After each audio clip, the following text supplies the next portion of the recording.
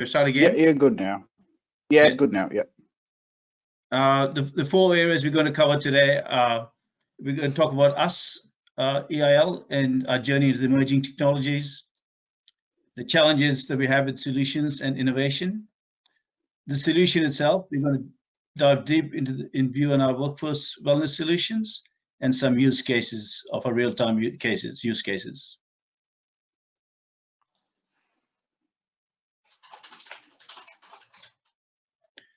Just a little brief on about us, EIL. Since 2010, we work across Microsoft, Cisco, VIA platforms. We originally started in the conventional IT services and professional managed services. We have a wide range of experience within the technologies within IT infrastructure management across Cisco Unified Comms, the routing and switching, storage, and cloud platforms. We have our customers range from small, medium, and large enterprises globally, I guess. Across ANZ region, we got some major customers in Australia, multinational consumer goods, insurance and asset management. We work with the Fortune 500 medical device industry, as well as oil and gas super majors in the APAC region. We have offices across the Asia-Pac region. We're headquartered in Adelaide in Australia, and an office in every state within Australia and New Zealand in Auckland, as well as Hong Kong, Singapore, India, and Malaysia, with over 200 plus staff. We're traditionally moving towards a modern day IT service with the adoption of AI, blockchain technologies to assist MSPs and other enterprises where we address conventional IT operational problems. And now I'll introduce you to the panel. On the panel, we have Grant, who's based in Auckland, looks after the sales side. On the operational side, we have Selvam, Abhilash, and Rakesh based in Adelaide. We also have the privilege of having Joe from Gox Labs, based out of Arizona in the United States. And I'm going to pass it on to Joe now to say a few words. Up to you, Joe. Great, thank you, John. I appreciate that. It's a pleasure to be here with you as we launch our partnership together with GoX Labs and EIL Global. We started GoX Labs based on my experience in the military, where I worked for many, many years, over a dozen years, looking at ways to reduce musculoskeletal injury in the US military. In the US military, musculoskeletal injury was the #1 reason for evacuation from theater, and it was the #1 reason you got kicked out of the military. So it's a big problem. And so we spent a lot of time, a lot of effort working on that. We launched GoX Labs 6 years ago, and we wanted to bring this out to the workforce. And in the US, we have made significant impacts across many, many different outcomes, reducing workforce injury, reducing illness, increasing productivity. And we're very happy that we are partnering with you guys to bring this solution to Australia, New Zealand, and Singapore. So thank you again for inviting me. And I'm going to listen, and I'll be here to answer any questions you have. Thank you.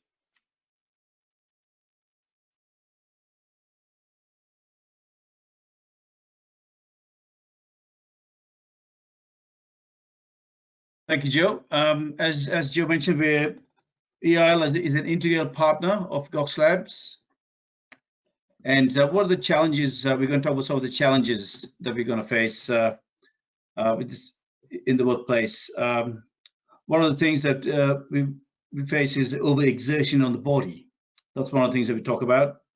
With the heat dehydration is a second challenge that we face.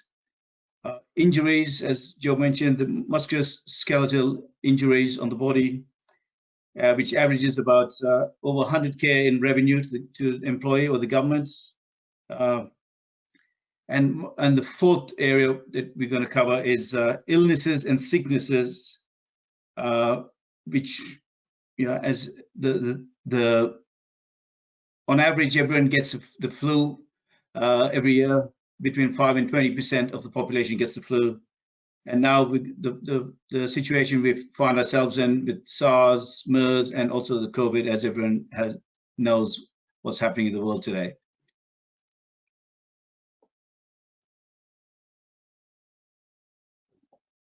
Next. And we're going to talk about the purpose. So basically, globally, workers are aging and becoming less healthy. These are global figures. 18% of the labor force will be over 55 by the age by 2030 rather, with 52% of adults overweight and obese, 76% struggling or suffering in their physical well-being, and about 9% of adults with diabetes. Those are global statistics. Hey John, this is Rakesh here. Yeah, sure. Can you back to the earlier slide, please? I have a question about the number. I mean, I just want to know whether the data is based out of the Australia and New Zealand region. No, this is not the Australia New Zealand region. The before slide. The before slide. The before slide. This one. Yeah. Oh yes. Did we miss that one? Yeah, the challenges, yes. So I was, silently reading this. So I just want to know whether these numbers are based on ANZ region. These numbers are based on ANZ region. Yes, these are on the ANZ region, on the challenges. Yeah. Okay, perfect. Was that the question, or? Yeah, I just want to know whether it's based out of Australia, New Zealand region. Yes, yeah, this is the ANZ region, yeah. Oh, okay, thank you. And 80% of chronic disease and 100% of the workforce injuries are preventable. Basically, it costs. These are Australian figures. It costs about 35 billion on chronic disease, and about 28 billion for the cost of work-related injuries and illnesses.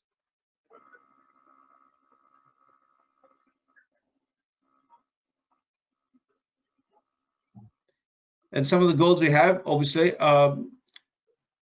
with over 12 years of validated state-of-the-art science from DARPA, which is the Defense Advanced Research Projects Agency, an independent agency as part of the defense, U.S. Defense Force.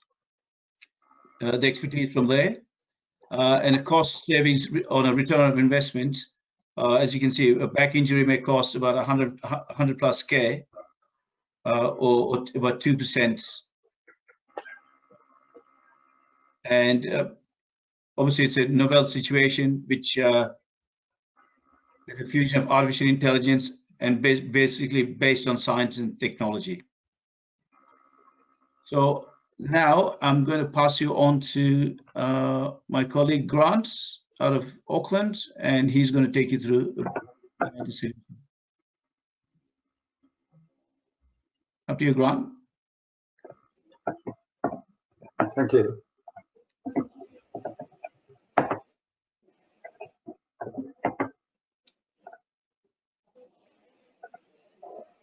Okay, so in terms of the solution, EIL's Ergo solution empowers the workforce to wellness and allows them to gain, or the employers to gain insights into their health and safety.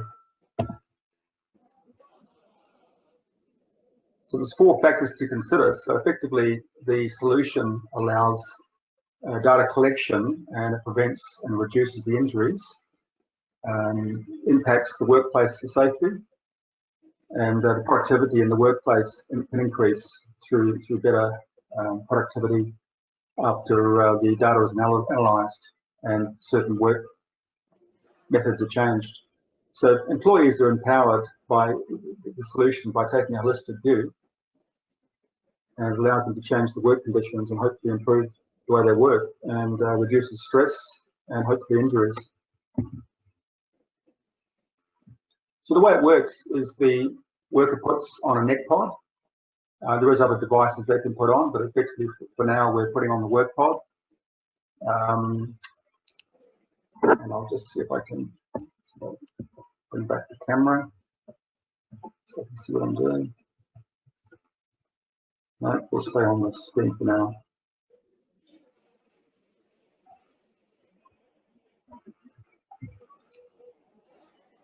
And so this neck pod effectively collects data on the risk of their motions, and the watch collects the data on the metabolic rates in terms of the heart, the temperature, and there's some algorithms built into the Ergo solution that monitors a bunch of other things.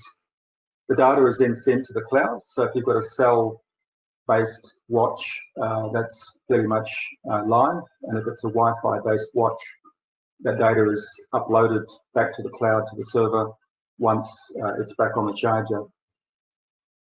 And then the managers can actually analyze the data off this dashboard, which I'll bring up on the screen as an example.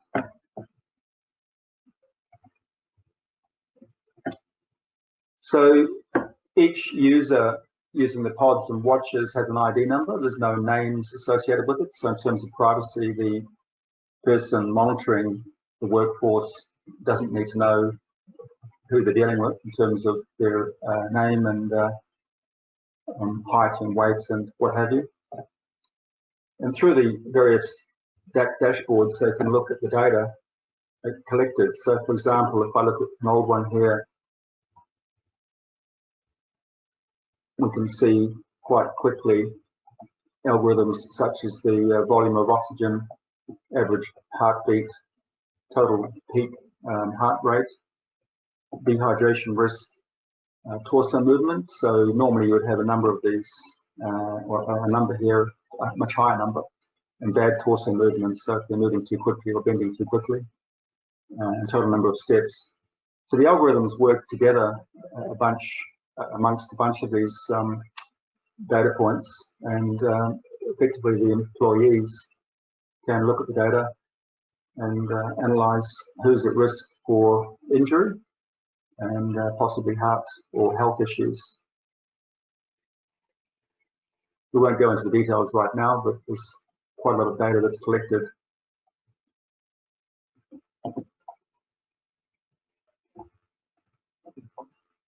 So this is what the pod looks like.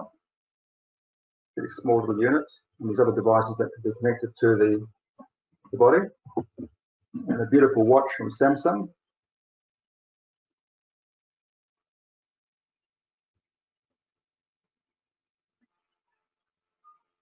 And on here we can click resume, and we get to see this one, in fact, is just about to upload the data. So it's starting off at 1%. Effectively, you can see the heart rate, the good quality bends and the worst quality bends, and the number of steps. And then within inside the watch itself, there's a range of apps that can be brought up as well.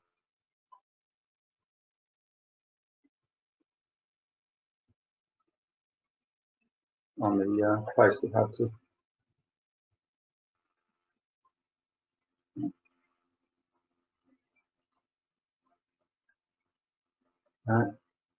Seems to have disappeared.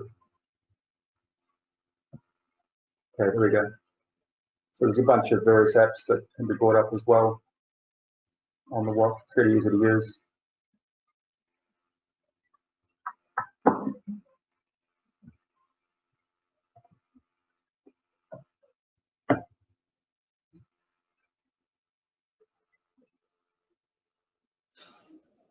Hey Grant, this is Yes. Rakesh.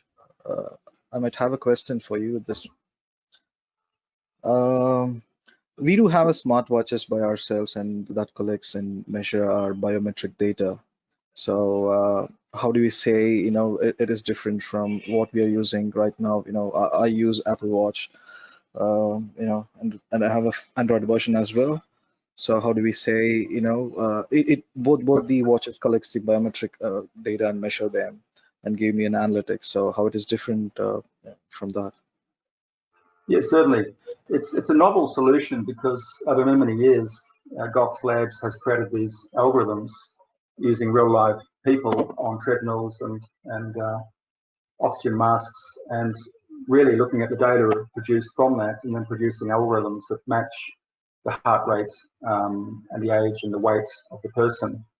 So there's a lot more data that's used to predict the injuries, whereas a standard watch will just pretty much take the heart rate and temperature to some degree. So, a lot of the other algorithms, such as the VO2 or the volume of oxygen, the dehydration is estimated, which is pretty accurate. I understand that Gox Labs competed with Samsung and managed to create about an 86 to 90% accuracy on that. Joe can put us on that later on. And certainly they've been validated and tested with the governments in America and by the Samsung headquarters in Korea. Perfect. Yeah, Grant. So we got a couple of questions coming in. So I think once we're done, probably we'll go through those questions, and we'll probably have Joe to answer some of the questions. So yeah, so for all the questions that we have here, we'll get back to it as soon as we're covered with the first version of it. Thank you. Yes. So, the state of risk is effectively worked out through these algorithms. So thermal stress, dehydration. Dehydration is a big one. Joe can explain that, but effectively a lot of the injuries are caused through lack of water. And most people don't drink enough water. But certainly fatigue. So a lot of mistakes and injuries are created through fatigue. And effectively not moving. So even if someone is sitting, at a desk, the watch will vibrate and every so often tell you to get up and do some twists and move around. So you can even have injuries or at risk of injury through actually sitting around for too long as well. Generally back injuries.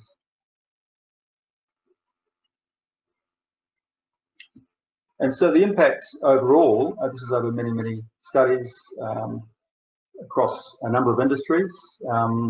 Gox Labs has managed to produce data that shows a 30% reduction in the back injuries, 50% reduction in exertion risk, overexertion through perhaps in some countries the temperature or the outdoor temperature is too hot and that can cause problems. And then that results in a 30% reduction in the claims through the ACC or through the various insurance companies, equating to about a 3 times return on investment.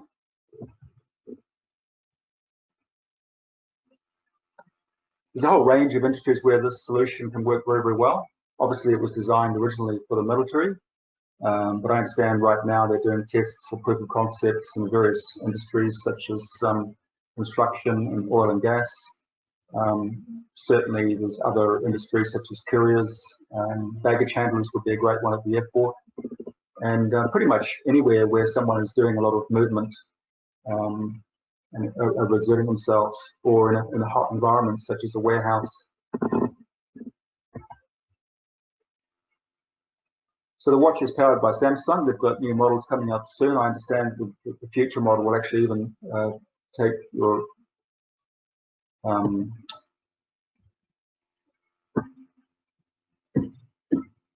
blood pressure. And so for use cases, I'm going to hand you back to John.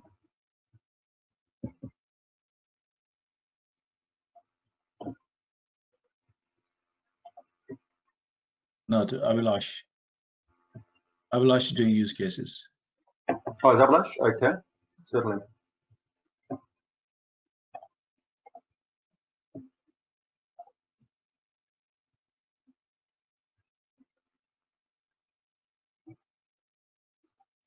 So find him on the list too. Yeah, thank you. Thank you for that, Grant. So, yeah, it's basically, so we've been talking about why the solution was developed, and we were talking about the problems that the solution is addressing. And effectively speaking, so we are in a situation where we are trying to identify the use case scenario. So like Grant was mentioning earlier about the different industries where the solution is applied to. So some of the use cases are picked up from the existing scenarios where we have deployed solution. So one of the cases is we have seen a different watches, different kind of smart watches, different kind of analytics that happen. But a solution is something that comes up with a solution really. So our solution is something that understands using the most advanced technologies developed by companies such as Samsung, and we use AI-based algorithms to read the different metric data from different types of sensors. So NECPOD is one of them that we have launched right now, but we've got like the insole sensors which go under the shoes, etc. So those are on the way. But the metric data that is collected from the different sources, they're analyzed using AI, and the algorithms give feedback, live results on what's happening. And based on these algorithms and the results that we get, we also provide a treatment plan, basically a set of advices that will feature the best performance in order to prevent injury. So it's one in an advice, and that becomes a complete solution for anyone to practice those within the industry. So that's what the use cases are all about.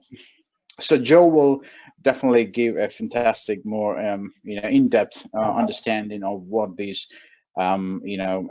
statistics or graphs are meant for. So this is, for example, is a research data that been conducted within the U.S. military. This is probably worth a couple of $100 million because it's quite it goes back to years when we started collecting data. I think Joe is the best person to put some light in there. Joe. Sure. Yeah, I'd be happy to talk a little bit about this. So what you're seeing here is a correlation plot. It's a correlation between what we are estimating from a watch versus what is measured from a mask worn. So that's the clinical standard, is the mask. And then we're comparing that to our watch and our algorithm. So the predicted the energy expenditure, which is in watts on the vertical column, versus the measured metabolic cost on the horizontal axis, also in watts. So that is the clinical standard measured, and predicted is what's on the watch. Now, and each one of those little blue dots represents a person, one person worth of data.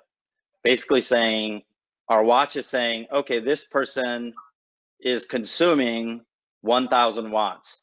And then the mask is telling us that person is consuming 950, let's say. If we were 100% accurate, every one of those little blue dots, which represents a person, would line up on that red line. In other words, 100% correlation. In other words, if we predict 1,200 watts, the mask measures 1,200 watts, and so on.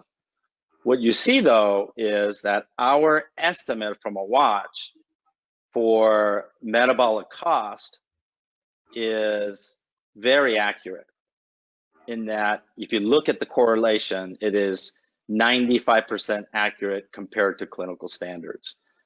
So metabolic cost is just one parameter of many parameters that we estimate using a watch. So, but it is one of the most important because it helps us to understand work exertion and fatigue level of a person. I don't think there is any other commercial system today that can do real-time VO2 estimate or fatigue assessment at this level of accuracy.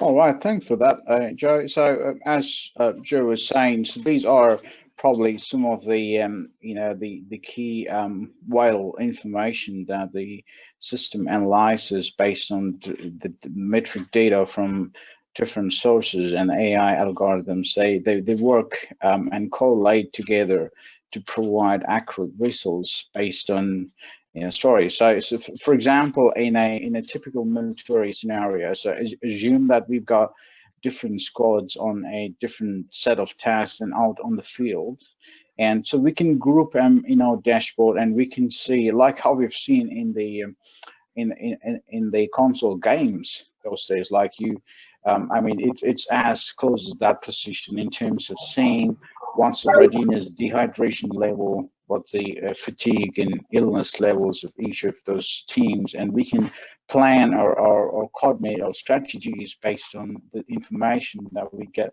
from a group statistics. So that is one of the key use cases for the military, the national forces. Of course, there is immense data that we have from the U.S. Armed Forces, and we are seeing the possibilities of having them done, checked with the forces within the ANZ region as well, going down the line. And this is another use case that we see here with the first responders, such as we know here, when we have the bushfire season, when we have extreme bad weather, and if we have to battle situations like that, the first responders, such as the firefighters, they are exposed to extreme heat-related illness. So we were in talks with some of the from some of the commanders of the fire brigades and stuff.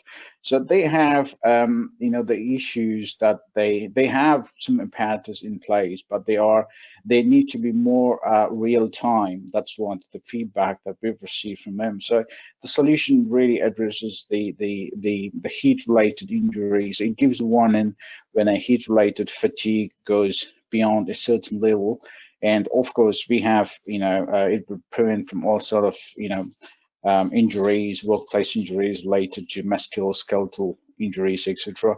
And nowadays we are more worried about the viruses, infections and stuff. So all this can be we can get live feedback on how we are performing against those. And for example, when we're talking about heat stress at 30 degrees Celsius, we have seen cases where the productivity goes down by about 14-15%.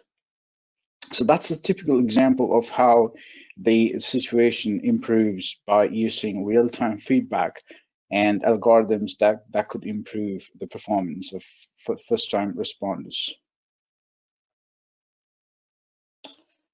I think this is another use case with probably a construction-related environment where how the solution helps in reduction of the exertion on risk with treatment. I think Joe will be able to give a better understanding on this use case. Certainly, yeah, I'm happy to do that. So what you're seeing here are 7 workers outdoors and with a heat index of 100 degrees Fahrenheit. So pretty warm environment. And the risk was very high. Their risk level was in the 70% amber range.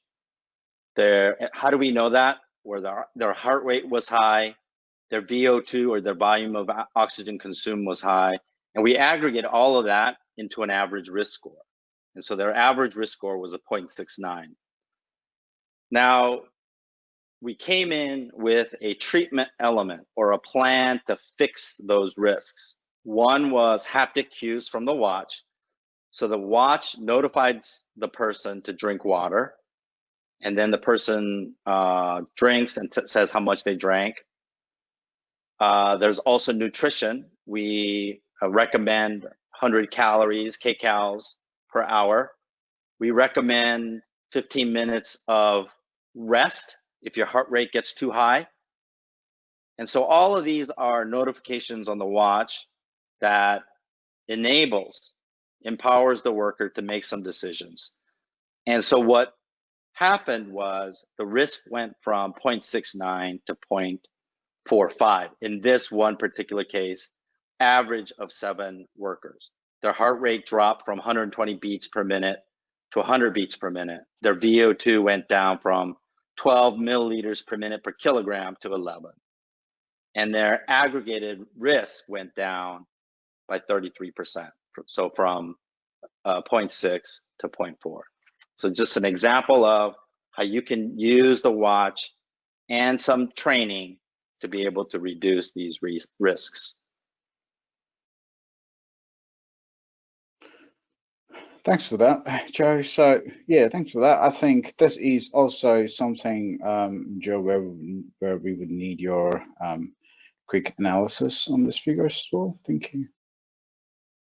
Sure, happy to do that. So here, it's 10 workers, and I apologize, it's in Fahrenheit, but we're talking, somewhere in the 40 to 44 Celsius range. And what you're seeing on the left plot is a plot of heart rate, so beats per minute, versus days of the work week, 1, 2, 3, 4, 5, so 5 days. The blue line is a plot of without treatment, so no watch notifications, no haptics, versus the orange line being with treatment. And what you should notice is that on the blue line, it's kind of hard to see, but when the temperature increases from 93 degrees up to 103 degrees Fahrenheit, the average heart rate of the 10 people also increase from a low of about 100 up to about 120 beats per minute. Now, in other words, heart rate is strongly correlated with temperature, and that makes sense.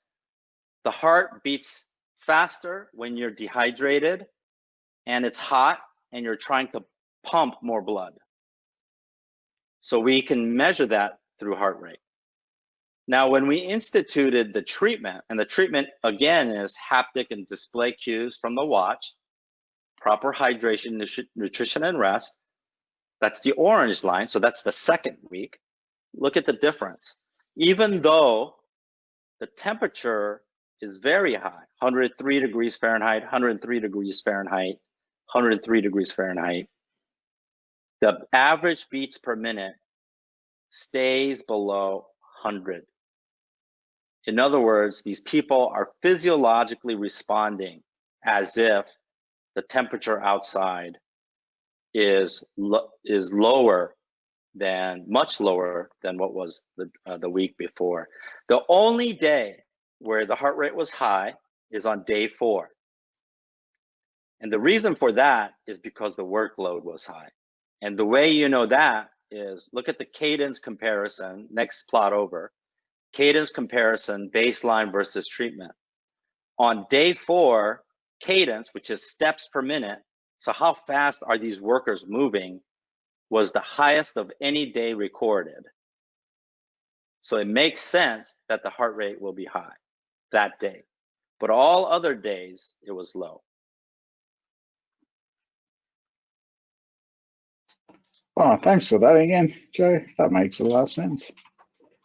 All right, so this is, I think, yeah, this is fairly an easier one if you look at it. So this is this case study was done in a lettuce field in Europe. So this was the key outcome if you look at that. So if you look at the the bottom line. So there are, if you look at the agricultural workers that are predominantly in the lettuce field, so they've got a lift form. They are pretty exposed to you know, the exoskeleton injuries and issues associated with that. So there was a study that was done, and the bottom line is that the VO2 per lift with supple was about minus 25%. Does that mean that Joe, that that it had a recommendation on the form of lift, or does it mean that way, Joe? So VO2 per lift means amount of energy consumed to do a lift went down by 25%. So it's almost as if you could think of it almost like calories. You're burning 25% calories, 25% less fuel to do a lift, which will make you either more productive or increase your work reserve, which will reduce your risk for injuries. All right, that's great. Thank you. So yeah, basically, so it helped in enhancing the lifting form and the overall productivity, and reduce any sort of injury due to the form factor that applies. So yeah, so in a nutshell, so Ergo, the solution, we provide great accuracy in terms of predicting diseases and illness, and it empowers wellness within the employees. And nowadays, we cannot consider this as part of a medical device, but we have seen cases where this helps in identifying contagious diseases such as the influenza, COVID-19 viruses and stuff. So that has a positive. Even the asymptomatic ones were detected, isn't it, Joe? In one of the cases that you did in the States. Yeah, I mean, so in terms of illness detection, influenza illness detection, we are about 84% accurate in doing that. In COVID differentiation, we now have collected about 60 positive case COVID-19 people worth of data in partnership with Northwestern Medical School. And right now we're seeing an accuracy of about 80% in being able to detect COVID-19 before the onset of symptoms. So even before anybody knows that they've got COVID-19, we're able to detect at about 80% accuracy.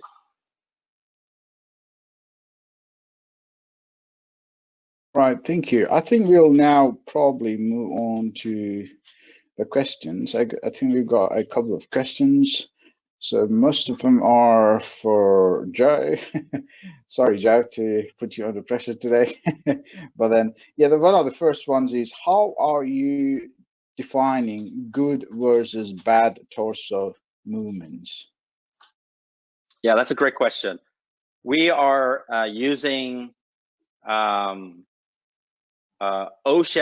so American Work Safe standards, where the rate of movement of, let's say, the trunk, the position, so kind of what hazard zone are you in? Are you in a twisting motion? Are you bent way forward?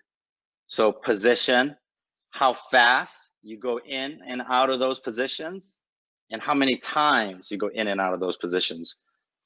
It's in the United States, you can look up REBA and RULA assessment techniques. And so we follow those techniques. So REBA, R-E-B-A, and RULA, R-U-L-A. So rapid upper limb assessment. So very standard ergonomic assessment thresholds are used, but obviously we've automated everything by using sensors to be able to pick that up real time. Fantastic. So another question is, yeah, that's a nice one as well. It's, why is it called a neck pod?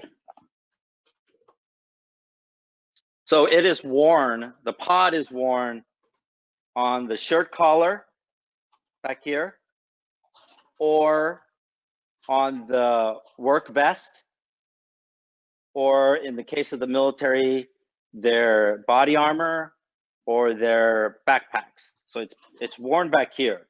And so that's why we call it a neck pod.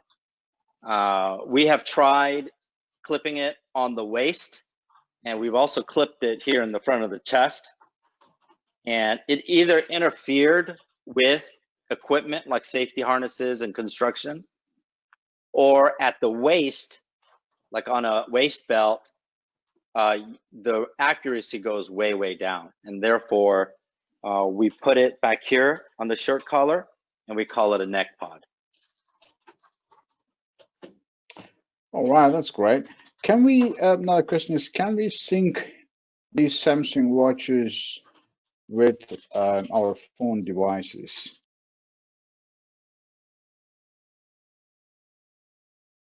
Right now, all the devices are standalone, meaning that your device, those Samsung watches, do not require a phone, but all of the information, like the dashboard information, you can access with your mobile phone. So from a mobile phone, you can go to the dashboard and be able to see all the different aspects of what you collected today, what was collected last week, what's the average of this week versus last week, what is the average difference between shift 1 versus shift 2, day versus night, depending on your level of access, can be all accessed on a mobile phone.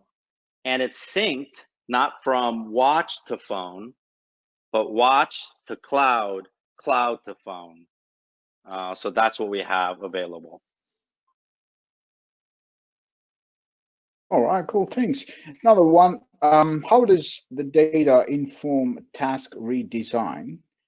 And also, what is a 30% back injury risk reduction is based on? I think it is probably based on one of the decks we had where we said it was 30% injury reduction, and also probably the redesign is all about the treatment.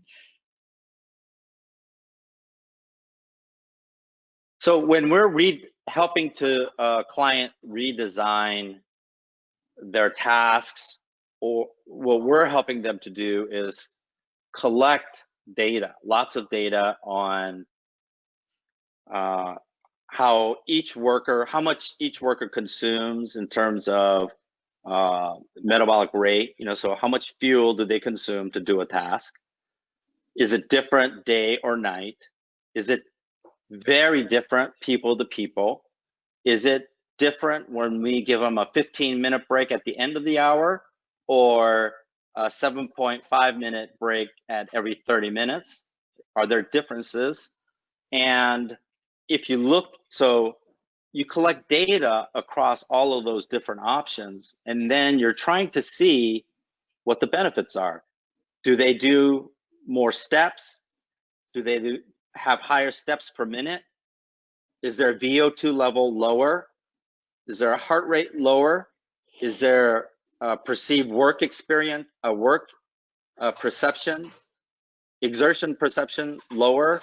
All of those tell us, which options are better in terms of all of those different work design. Now, if you've got a workspace and you're trying to do spatial design, and let's say you've got one table at 1 meter height and another table at 0.75 meter height, and you're moving load from one to another, well, guess what? We can also measure the number of lifts they did with that configured spatial design, how much volume of oxygen was consumed, what was their heart rate, and so on. And so even in spatial design and work platform design, you can look at those things. So fatigue, their form, does one enable better movement technique than another? And so you can do very quantitative before and after analysis. So yes, absolutely. And we've helped clients do exactly that. We've helped them to manage task rotation as well. Is it better to rotate from task 1, 2, 3, 4, or is it better to rotate from task 1 to 4 to 3 to 2, or is it better for some individuals to go from task 1, 2, 3, 4, and other individuals to go from 1, 4, 3, 2? Well, those are all things that you can study using fatigue level, exertion level, perceived exertion levels, number of steps, number of lefts, quality of movement. And so, that's definitely doable. You had a second question that I forget. Yeah, the second question is, what is that 30% back injury reduction based on? Yeah, so that's real longitudinal test data. So what you're doing is, what we typically do is we deploy these systems and then we do nothing but measure. So we're just measuring. And what we're measuring are all those numbers: VO2, good lifts versus bad lifts, heart rate, so fatigue, exertion, perceived exertion, without turning on notifications, without any sort of training. We just want to measure. And at the same time, we're also measuring the number of injuries that are occurring during that time and so on.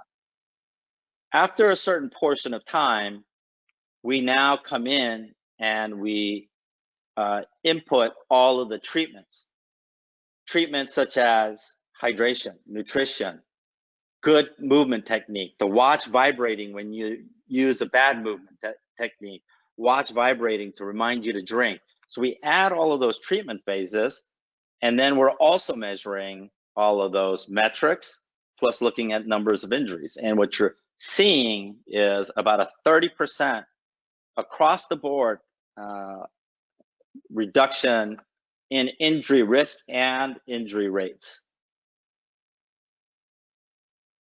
All right, we got another 10 more minutes. The next one is, how did you measure these metabolic costs through the mouth? Is it using COSMED? I think, yeah, something, yeah. That's right, we did. We used, on most cases, we used a COSMED device, COSMED FitMate Pro device to measure the VO2, and then we compared that against what we estimated from a watch. And in those studies, we were funded by the US Army for 2 years to develop a VO2 algorithm that was 95% accurate.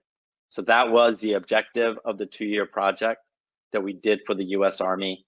At the end, we did a study with them to validate that our watch was 95% accurate, not just walking on a treadmill, but in heat from 15 degrees C up to 45 C, in different relative humidity, carrying loads of 40% of body weight, 20% of body, in varying conditions. We were able to estimate very accurately VO2 with just a watch. All right, that's nice. And I think the next one is a fairly longer one, so I'll try to go from here. So how does the energy prediction cost correlate with the biomedical risk factors in the task? Example, airline baggage handling, about 7,000 kilograms per day, which is equal to probably a lot of back bending, reaching, high force, back twisting, etc. So the question is, again, how does the energy prediction cost correlate with the biomechanical risk factors in the task? There is a very strong correlation with overall physical fatigue and form, so quality of movement. When you are tired, your quality of movement goes down. When you are feeling fresh, your quality of movement, so biomechanics, is better. The reason why people choose to use bad lifting form is because it is more energetically efficient. It requires less fuel to do a bad lift, right? If you just stand straight and you bend down and pick something up, it's easier to do, even though it hurts your back, than to bend at your knees, recruit all of those large core muscles, pick that up and come up. That consumes more energy, but it's the right thing to do. And so that is why there's a strong correlation between energy consumption and good movement technique. And to now, we're the only organization, and I'm not saying that that will only be the organization that does this, but GoX Labs is the only organization that has tied energy consumption with quality of movement through sensors and data and machine learning models to be able to measure both, not only to predict the risk, but also look at if the treatment's working correctly. So if the treatment is working correctly, the metabolic cost of each lift should go down. What do I mean by that is when we go to a client site, we say to them, well, right now it costs too much energy to do a good lift.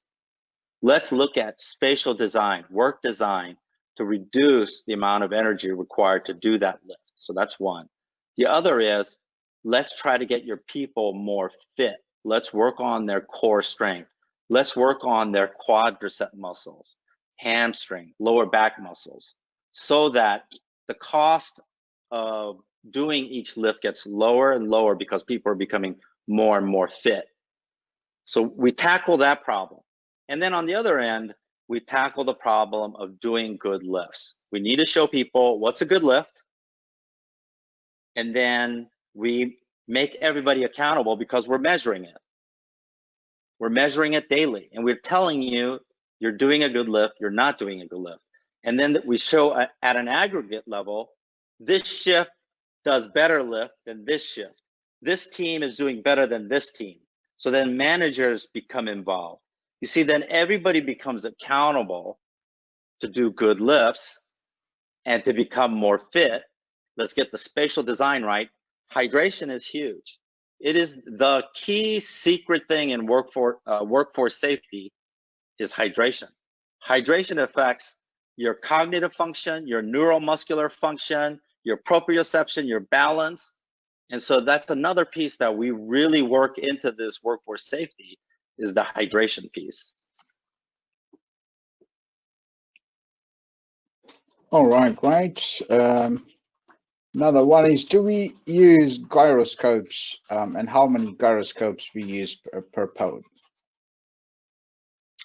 We have a standard IMU, inertial measuring unit, on the neck pod, and then we have another, standard IMU with rate gyros that are on the watch as well. And so with those two, essentially motion sensor information, we can sensors, we can detect things like steps and cadence, good lifts and bad lifts. We also have arm motion sensors, leg motion sensors, and the insoles that you briefly mentioned. And those are all going to be released as a set of optional sensor hardware that you can purchase that integrates with the watch. So if you're an automotive industry that's doing a lot of upper arm movement as you're working under the car, you may want to know a lot about arms, what's happening with the arms. So you can put these little arm sensors on, motion sensors, and via Bluetooth, it goes to the watch and watch up to the cloud. Great. Can this unit give other systemic responses such as blood pressure responses? Yes. So the Samsung watch just launched blood pressure sensing. And so the answer is yes. Now, it also is launching SpO2, so level of oxygen level. those are really, really important parameters that we look at for fitness and wellness, as you can imagine. So we'll be able to give you a green, amber, red rating on wellness. And through that process, our hope is to bring the wellness up higher and higher in our workforce. All right, fantastic. I think we are right 3 minutes short of our schedule, and we are almost on time. Thank you very much, Jay, for your time today with us and all for our team. So if you have got any more questions, so we are looking at conducting more proof of concept sessions and more use cases down under. So we're welcome, you know, if you've got any specific cases that we need to discuss upon, please reach us. You know how to reach us, and please let us know if you've got any further questions. Thank you very much. Thank you for your time with us today. Until we talk next, it's bye from EIL Global and God's Labs. Thank you. Thank you.